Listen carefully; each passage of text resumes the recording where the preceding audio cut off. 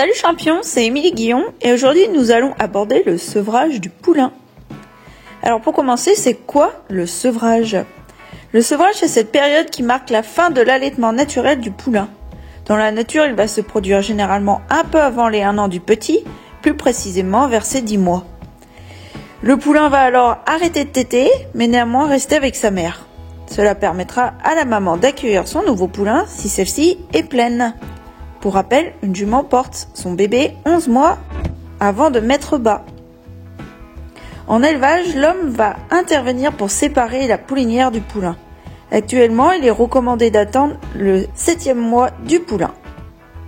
On peut organiser le sevrage si l'état de la jument se dégrade, par exemple.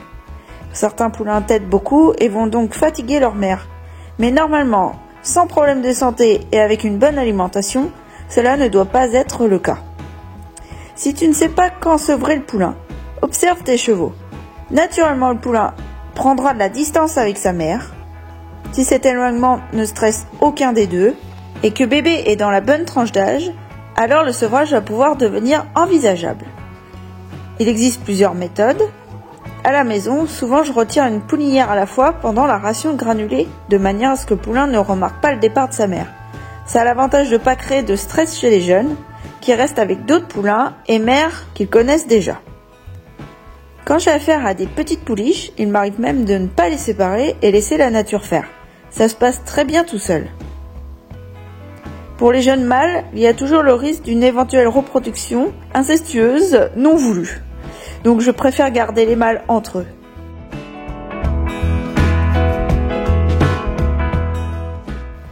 Cette année, Opale était mon seul poulain. Avec sa mère Capucine, tout se passait très bien et l'hiver étant assez moche, j'ai préféré les laisser ensemble. C'est donc la semaine dernière que j'ai effectué le sevrage d'Opale. Les tétés étaient très espacés et Opale devenait autonome. Avec l'arrivée d'un nouveau poulain du même âge, j'ai décidé que le moment était le bienvenu. Un matin, j'ai attrapé Capucine et l'ai emmenée dans un autre champ, retrouver ses anciennes copines. Le petit Opale a gardé sa routine, stabulation la nuit et prêt en journée, entouré par les autres chevaux de l'écurie qu'on appelle entre nous les tatas et les tontons. Toujours à la clôture à faire la police d'ailleurs. 2 jours plus tard, j'ai permis la rencontre avec le petit nouveau. Il s'était déjà senti à travers les clôtures, mais ce coup-ci, c'était pour du vrai. Les choses se sont très bien passées. Opale étant un sel français, j'avais un petit peu peur qu'il écrase Ogam qui lui est un poney Welsh. Mais comme vous pouvez le voir, ça s'est bien passé. Très timide au départ, puis de plus en plus excité. D'ailleurs, ça a fait de l'animation dans l'écurie. Vitello et Erich n'en pouvaient plus. Ils galopaient dans tous les sens comme des fous. Capucine, qui pouvait voir de son lointain champ, n'a absolument rien dit. D'ailleurs, elle n'a même pas appelé et le lait s'est coupé tout seul dès le jour du sevrage.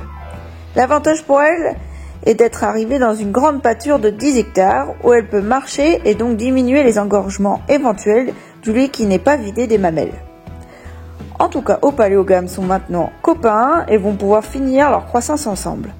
Ils ont chacun une alimentation adaptée pour bien grandir et devenir de futurs poneys et chevaux de sport performants.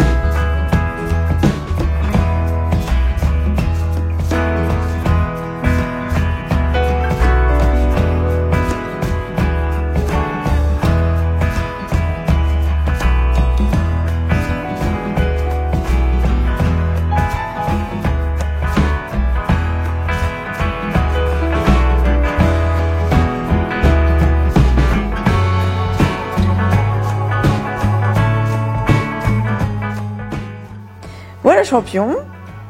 Pose-moi tes questions en commentaire, je te répondrai avec plaisir.